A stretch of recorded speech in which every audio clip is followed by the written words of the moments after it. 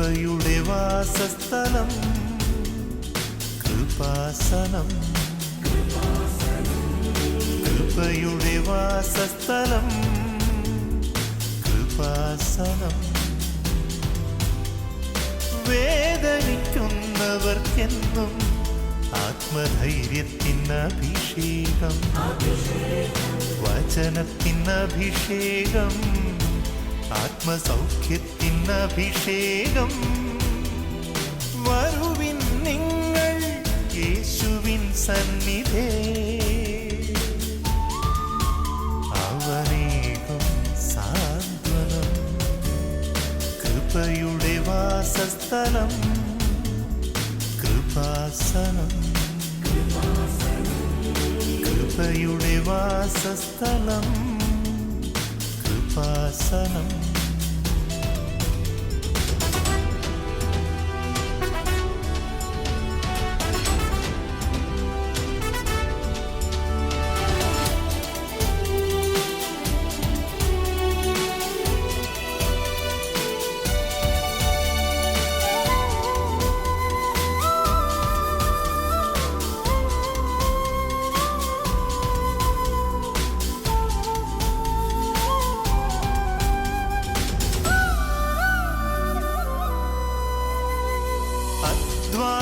ഭാരത്താലേ തളരുന്ന സോദരേ, സഹനത്തിരമാലയിൽ പതറാതെ മുന്നേറിടാ.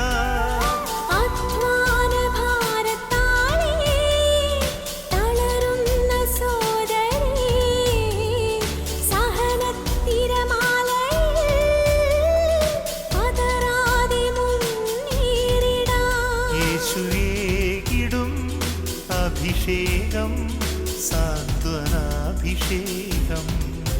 യേശുവേകിടും അഭിഷേകം സാന്ത്വനാഭിഷേകം.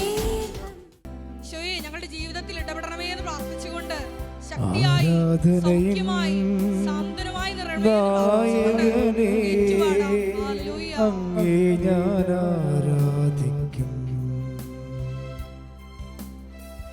അഭിഷേകത്തെ തരുന്നവനെ അങ്ങേ ഞാൻ ആരാധിക്കും. ആരാധനയിൻ നായകനെ അങ്ങേ ഞാൻ ആരാധിക്കും. അഭിഷേകത്തെ തരുന്നവനെ അങ്ങേ ഞാൻ ആരാധിക്കും. ഹല്ലേലൂയ ഹല്ലേലൂയ ഹല്ലേലൂയ ആമേൻ. ഹല്ലേലൂയ ഹല്ലേലൂയ ഹല്ലേലൂയ ആമേൻ. ശ്രമിച്ച് പാടാം. ഹല്ലേലൂയ ഹല്ലേലൂയ ഹല്ലേലൂയ ആമേൻ. ഹല്ലേലൂയ ഹല്ലേലൂയ ഹല്ലേലൂയ ആമേൻ. യേശുവേ ആരാധന ആരാധന ആരാധന. എല്ലാവരും സ്തുതിക്കട്ടെ. ഹല്ലേലൂയ ഹല്ലേലൂയ. ഞങ്ങളുടെ കുടുംബങ്ങളിലേക്ക് നമ്മുടെ വിഷയങ്ങളിലേക്ക് ശക്തിയായി കടന്നു വരണമേ എന്ന് പ്രാർത്ഥിക്കുന്നു. ഞങ്ങളെ വിശുദ്ധീകരിക്കണമേ എന്ന് പ്രാർത്ഥിക്കുന്നു. ശക്തിപ്പെടുത്തണമേ എന്ന് പ്രാർത്ഥിക്കുന്നു. ആരാധന ആരാധന ആരാധന. യേശുവേ നന്ദി, യേശുവേ സ്തുതി, യേശുവേ ആരാധന ആരാധന. ആദിയും നീയേ അന്തവും നീയേ അങ്ങേ ഞാൻ ആരാധിക്കും.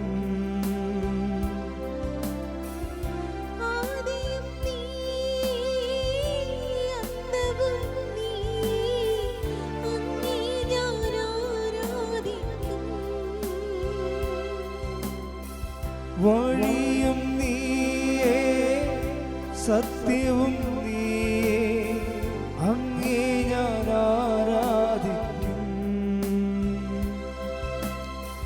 വഴിയും നീ, സത്യവും നീ, അങ്ങേ ഞാൻ ആരാധിക്കും. അങ്ങേ ഞാൻ ആരാധിക്കും, എൻ യേശുവേ, അങ്ങേ ഞാൻ ആരാധിക്കും. കൈകൾ വീശി പാടാം. ഹല്ലേലൂയ, ഹല്ലേലൂയ, ഹല്ലേലൂയ, ആമേൻ. ഹല്ലേലൂയ, ഹല്ലേലൂയ, ഹല്ലേലൂയ, ആമേൻ. ശക്തിയോട് ചേർന്ന് പാടാം.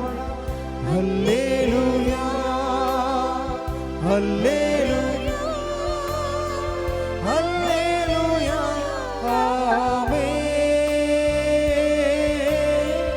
ഹല്ലേലൂയ, ഹല്ലേലൂയ, ഹല്ലേലൂയ, ആമേൻ. പരിശുദ്ധ പരമ ദിവ്യകാരുണ്യത്തിന് എന്നേരവും ആരാധനയും സ്തുതിയും പുകഴ്ചയും ഉണ്ടായിരിക്കട്ടെ. Praise the Lord. Praise the Lord. സങ്കീർത്തനം 40:2. സങ്കീർത്തനം 40:2. ഭീകരമായ ഗർത്തത്തിൽ നിന്നും എന്ന് പറഞ്ഞ ഭീകരമായ ഗർത്തത്തിൽ നിന്നും, ഭീകരമായ ഗർത്തത്തിൽ നിന്നും, കുഴഞ്ഞ ചേറ്റിൽ നിന്നും കുഴഞ്ഞ ചേറ്റിൽ നിന്നും അവിടുന്ന് എന്നെ കയറ്റി.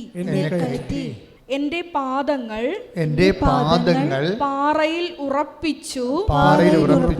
കാൽവയ്പുകൾ സുരക്ഷിതമാക്കി. അപ്പൊ നേരത്തെ കാൽവെപ്പുകൾ സുരക്ഷിതമല്ലായിരുന്നു. അതാണ് വിഷയം. അപ്പൊ ദൈവം ഒരു ഷിഫ്റ്റിംഗ് നടത്തും. ചില സമയത്ത് മോസസിനെ ഷിഫ്റ്റ് ചെയ്യണം. കണ്ടില്ലേ, മോസസ് നിൽക്കുന്ന സ്ഥലത്ത് എന്താ സംഭവിച്ചിരിക്കുന്നത്? അവൻ അവൻ്റെ സഹോദരന്മാരെ കാണാൻ പോയി. സഹോദരന്മാരെ കണ്ടപ്പോൾ ഇസ്രായേൽ സമൂഹത്തെ കാണാൻ പോയതാണ്. കണ്ടപ്പോൾ അവന് സങ്കടം വന്ന്. കാര്യം എന്താണ്? വൈക്കോലും വേണ്ട സംഭവങ്ങളൊന്നും കൊടുക്കത്തില്ല. അപ്പോൾ ഇഷ്ടികയുടെ എണ്ണം ഫറവ് കുറക്കണില്ല. അപ്പോൾ കുറഞ്ഞ റിസോഴ്സ് കൊണ്ട്, വിഭവങ്ങൾ കൊണ്ട് കൂടുതൽ ക്വാണ്ടിറ്റീസ് ഉണ്ടാക്കാൻ വേണ്ടി വരുമ്പോൾ അവരടിയും മേടിക്കുന്നുണ്ട്. അങ്ങനെ അവസ്ഥ ഈജിപ്തുകാരനോട് മോസസിന് വെറുപ്പായി. ഈജിപ്തുകാരുടെ മൊത്തമുള്ള വെറുപ്പാണ് ഒരു ഈജിപ്തുകാരനെ കിട്ടിയപ്പോൾ അവനെ പിടിച്ച് കൊന്ന് മണ്ണിൽ പൊത്തിക്കളഞ്ഞത്. പക്ഷെ ഉടനെ ദൈവം ഈ കുഴഞ്ഞ ചേറ്റിൽ നിന്ന് ഇവനെ ഷിഫ്റ്റ് ചെയ്യണ കാണാം, അവിശുദ്ധമായ സ്ഥലത്ത് നിന്ന്. അപ്പം നമ്മൾ ഈ അവിശുദ്ധമായ സ്ഥലത്ത് വീണ്ടും നിന്നാൽ കൂടുതൽ ഇഷ്യൂസ് ഉണ്ടായിക്കൊണ്ടിരിക്കും. You must be shifted. അത് നിങ്ങൾ പറയണം, കർത്താവേ എന്നെ ഷിഫ്റ്റ് ചെയ്യണമെന്ന് പറയണം. നിങ്ങളുടെ മാനസികാവസ്ഥയായാം, പെരുമാറ്റ രീതികളാകാം. ഇപ്പം നിങ്ങൾ നിൽക്കുന്ന സ്ഥലത്ത് നിങ്ങൾക്ക് സ്വസ്ഥതയും സമാധാനം കിട്ടുന്നില്ലെങ്കിൽ നിങ്ങൾ കുഴഞ്ഞ ചേറ്റിലാണ് നിൽക്കുന്നത്. അപ്പോൾ കുഴഞ്ഞ ചേറ്റിൽ നിന്നാൽ ഉടനെ നിങ്ങൾക്ക് കിട്ടാനുള്ള വാഗ്ദാനം എന്താണ്? നിങ്ങളെ പാറയ്ക്ക് ദൈവം ഷിഫ്റ്റ് ചെയ്യും. അതാണ് വിഷയം. അപ്പോൾ തീർച്ചയായിട്ടും ഷിഫ്റ്റിങ് ഒരു പ്രധാനപ്പെട്ട ബൈബിളിലെ ഒരു പ്രധാനപ്പെട്ട രീതി. ഇപ്പോൾ പഴയ നിയമത്തിൽ എന്ന് പറയുന്നത് സ്ഥലമാണ് അഡ്രസ്സ് ചെയ്യണത്. ഇപ്പോൾ മോസസിനോടും ഇപ്പോൾ എബ്രാഹും അങ്ങനെ ചെയ്തത്. എബ്രാഹത്തിനും അതാണ് സംഭവിച്ചത്. അങ്ങേരും ഇതുപോലെ കുഴഞ്ഞ ചേറ്റി കിടക്കിയിരുന്നു. വിഗ്രഹാരാധനയും ദൈവത്തിനെ അറിയാത്ത ആൾക്കാരും പലതരത്തിലുള്ള പാപമാലിന്യങ്ങളിൽ പെട്ട മനുഷ്യരും അങ്ങനെ കുഴഞ്ഞ ഒരു ചേറ്റിൽ കിടക്കുന്ന അവസ്ഥയിൽ നിന്ന് എബ്രാഹത്തിനെ ദൈവം ഷിഫ്റ്റ് ചെയ്യും. ഹാരാനിൽ നിന്ന് വിളിച്ചോണ്ട് പോരും, കാനാൻ ദേശത്തേക്ക് വിളിച്ചോണ്ട് പോരും. അപ്പോൾ ദൈവം ഈ ഷിഫ്റ്റിംഗ് എന്ന് പറയുന്ന പ്രധാനപ്പെട്ട വിഷയമാണ്. അത് നമ്മുടെ ഒരു അവകാശമാണ്. മനസ്സിലായ? സങ്കടപ്പെടുന്ന എല്ലാവരുടെയും അവകാശമാണ് സങ്കേതമെന്ന് പറയണത്. മനസ്സിലായില്ലേ? സുരക്ഷിത സങ്കേതം. സങ്കടപ്പെടുന്ന എല്ലാവരുടെയും അവകാശമാണ് സുരക്ഷിതമായ സങ്കേതം. അത് നമ്മുടെ റൈറ്റാണ്.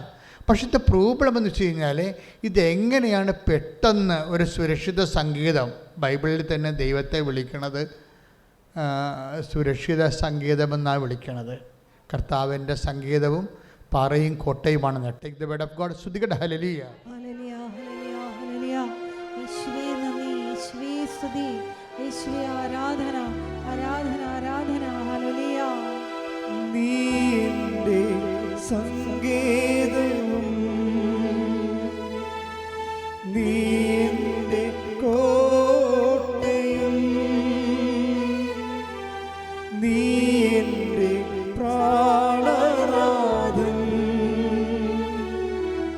നീ എൻ ദൈവം, നീ എൻ്റെ സങ്കേതവും, നീ എൻ്റെ കോട്ടയും, നീ എൻ്റെ പ്രാണനാഥൻ, നീ എൻ ദൈവം.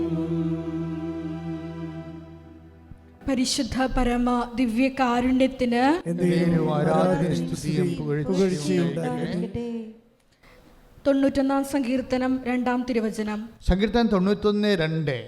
കർത്താവിനോട് കർത്താവിനോട് എന്റെ സങ്കേതവും എൻ്റെ സങ്കേതവും എന്റെ കോട്ടയും എൻ്റെ കോട്ടയും ഞാൻ ആശ്രയിക്കുന്ന എന്റെ ദൈവവും എൻ്റെ ദൈവവും എന്ന് പറയും. അപ്പം കർത്താവ് ആണ് ഈ പാറയെന്ന് പറയുന്ന ആള്.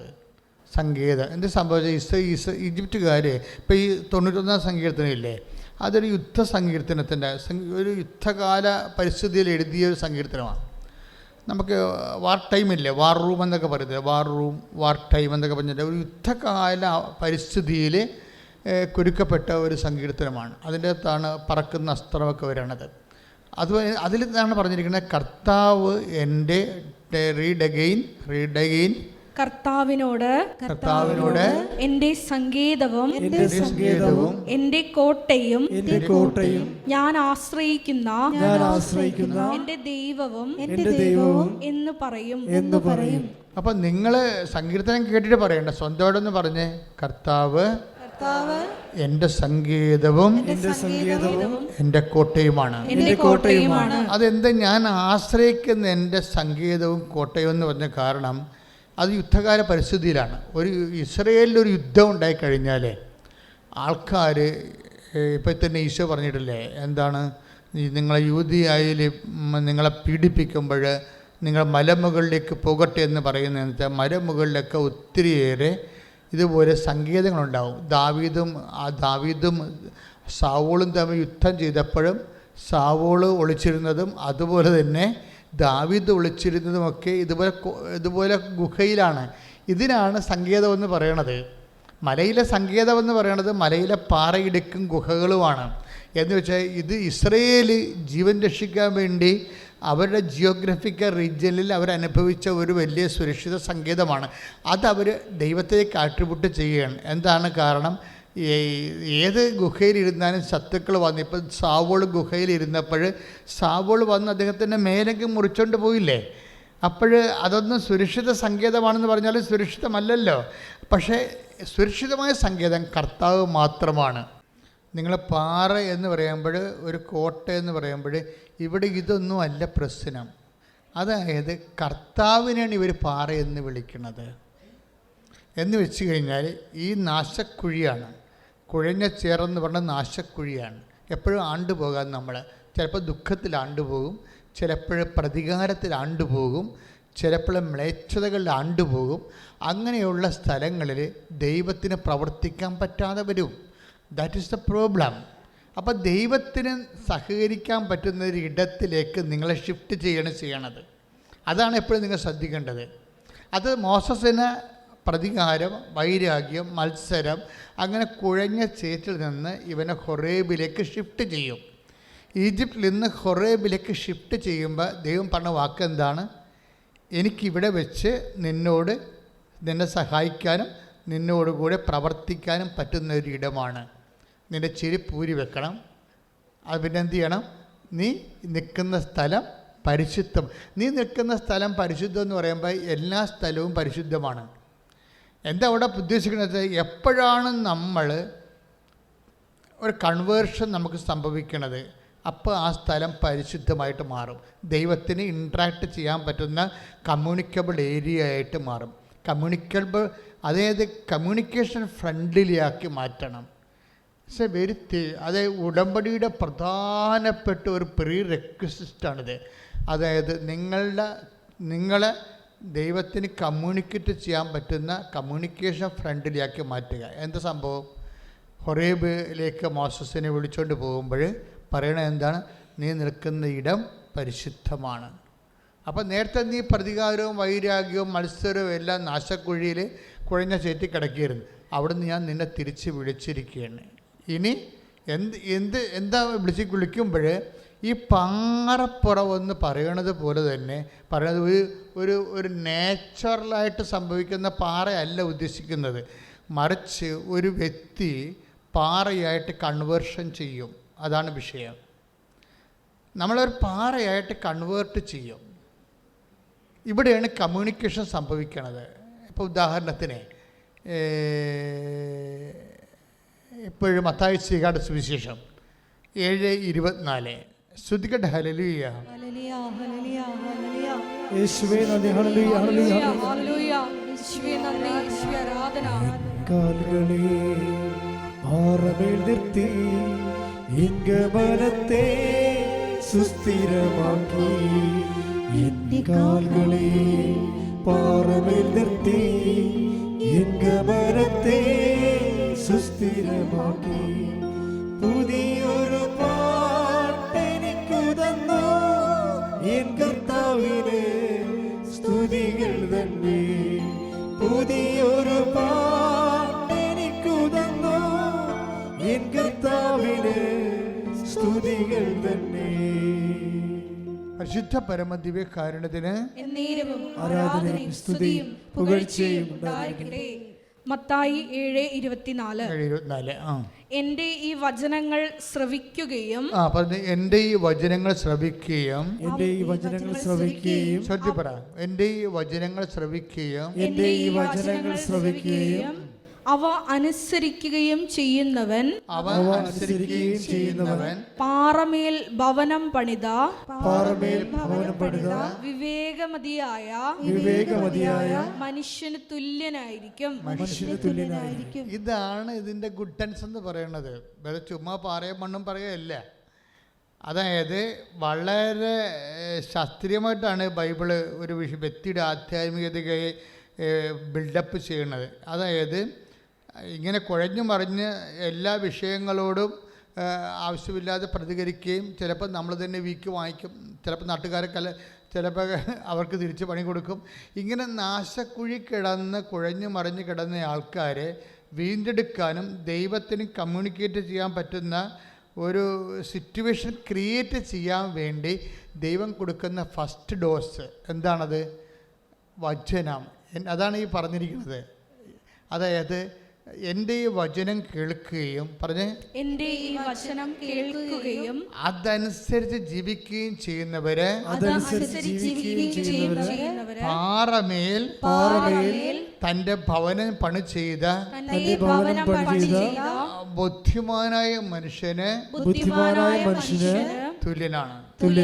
അപ്പോഴേ എന്ത് സംഭവിച്ചു കഴിഞ്ഞാൽ ഒരു വ്യക്തി അവൻ പലതരത്തിൽ ദൈവത്തിൻ്റെ വചനം നിരാകരിച്ചുകൊണ്ട് അവൻ്റെ സ്വന്തം ബുദ്ധിയിലും ശക്തിയിലുമൊക്കെ ആശ്രയിച്ച് ഓരോരോ കാര്യങ്ങൾ ചെയ്ത് കൂടുതൽ കുഴപ്പവും മുറിവുകളും ഒക്കെ ഉണ്ടാക്കി നാശക്കുഴി കിടക്കുന്ന അവസ്ഥയിൽ നിന്ന് ദൈവം ഇവന് ഷിഫ്റ്റ് ചെയ്യുമ്പോൾ ഫസ്റ്റ് ചെയ്യണത് അവനോട് പറയും ദൈവവചനം അനുസരിച്ച് ജീവിതം പുനഃക്രമീകരിക്കാൻ ചെയ്യും. That is covenant. മനസ്സിലായില്ലേ? ഇവിടെയാണ് കവനൻറ്റ് വരണത്. ഉടമ്പടി വരുന്നത് അങ്ങനെയാണ്. നാശക്കുഴി എന്നുള്ള രക്ഷിക്കുന്നതിന് ദൈവത്തിൻ്റെ ഒരു മെത്തേഡാണ് ഉടമ്പടി. അപ്പോൾ ദൈവം പറയും എനിക്ക് നിനക്ക് കമ്മ്യൂണിക്കബിളായിട്ട് ഇപ്പം നമ്മൾ ചിലരോട് മൊബൈൽ വിളിക്കുമ്പോൾ പറയും നിങ്ങൾ റേഞ്ചുള്ള സ്ഥലത്തേക്ക് മാറി നിൽക്കാൻ പറയത്തില്ലേ? അതാണ് സംഭവം. ഇത്രയേ ഉള്ളൂ കാര്യം. നമ്മൾ ഒരാളുമായിട്ട് മൊബൈൽ സംസാരിക്കുക പറയും നമ്മൾ കീ കൂക്കൂ എന്നൊക്കെ പറഞ്ഞ് കേൾക്കുമ്പോൾ ഏയ് നിങ്ങൾ റേഞ്ചുള്ള സ്ഥലത്തേക്ക് മാറി നിൽക്കാൻ പറയും. എന്താ കാര്യം? ദൈവം അത്രേ ഉദ്ദേശിക്കുന്നുള്ളൂ. നിങ്ങൾ ഷിഫ്റ്റ് ചെയ്യും. ദൈവത്തിന് കമ്മ്യൂണിക്കേറ്റ് റേഞ്ചുള്ള സ്ഥലത്തേക്ക് നമ്മൾ മാറ്റി നിർത്തും. മോസസിന് റേഞ്ചില്ലാത്ത സ്ഥലത്ത് നിന്ന ആളാണ് മോസസ്. കാര്യം വല്ല മഹാപോക്രികളായിരുന്നു. മഹാപോക്രികളുടെ കൂടെ ജീവിച്ചു കഴിഞ്ഞാൽ ദൈവത്തിന് അവനോട് ഇൻട്രാക്ട് ചെയ്യാൻ പറ്റത്തില്ല. അത് വിഷയമാണ്. അത് വിട്ടു പോരാൻ പറയും. പ്രൈസ്തലോട് ശ്രദ്ധിക്കട്ടെ. ഹല്ലേലൂയ, ഹല്ലേലൂയ, ഹല്ലേലൂയ, ഹല്ലേലൂയ, ഹല്ലേലൂയ. വചനത്തിന് മുറുകെ പിടിച്ച് മുന്നേറാനുള്ള വലിയ ആത്മാഭിഷേകം പ്രദാനം ചെയ്യണമേ. ഹല്ലേലൂയ. നിന്നെ പോലൊരു ദൈവമില്ല, ഉന്നതൻ നീ, അത്യുന്നതൻ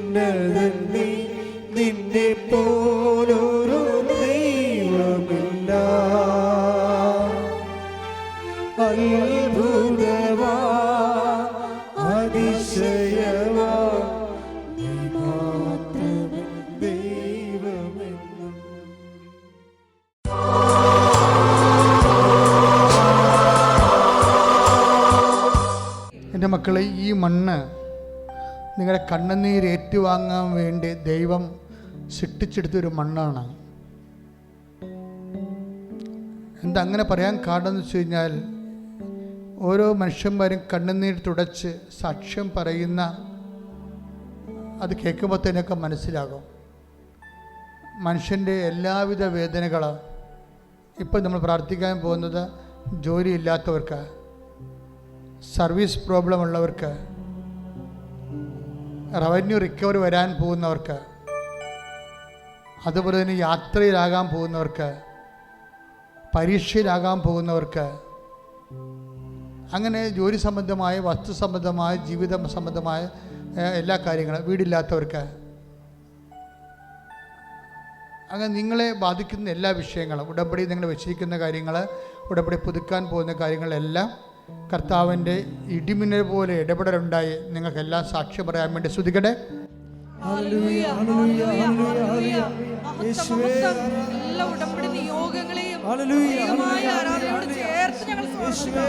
കർത്താവേ, നിന്റെ ഉന്നതമായ നാമത്തിന് സ്തോത്രം ചെയ്ത് കർത്താവേ, നിന്റെ വിശുദ്ധ പൗരോഹിത്യത്തെ മഹത്വപ്പെടുത്തണമേ.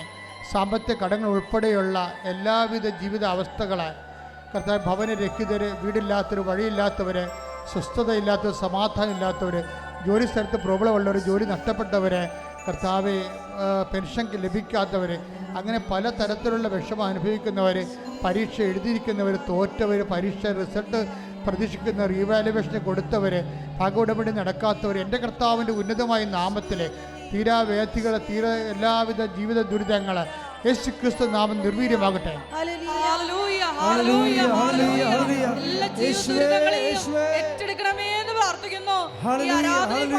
കണ്ണുനീരോട് പ്രാർത്ഥിക്കുന്ന എല്ലാ മക്കളെയും സ്പർശിക്കണമേ എന്ന് പ്രാർത്ഥിക്കുന്നു.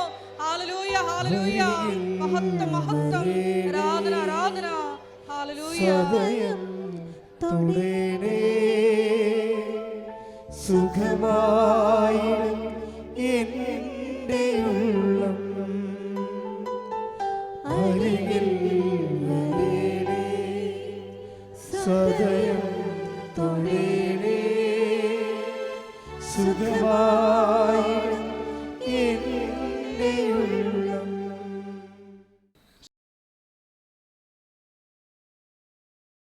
മൗനമായി ഒരു നിമിഷം ഉടമ്പടിയിൽ സമർപ്പിച്ചിരിക്കുന്ന വിഷയങ്ങൾ ഒരിക്കൽ കൂടി ദിവ്യാരണ്യ സന്നിധിയിൽ സമർപ്പിച്ച് പ്രാർത്ഥിക്കാം. പ്രത്യക്ഷീകരണത്തിൻ്റെ സാക്ഷികളായി എന്നെയും എൻ്റെ കുടുംബത്തെയും ഉയർത്തണമേ എന്ന് പ്രാർത്ഥിച്ചുകൊണ്ട് ശിരസ്സ് നമിച്ച് നമുക്ക് ദിവ്യകാരുണ്യനാഥൻ്റെ ആശീർവാദം സ്വീകരിക്കാം.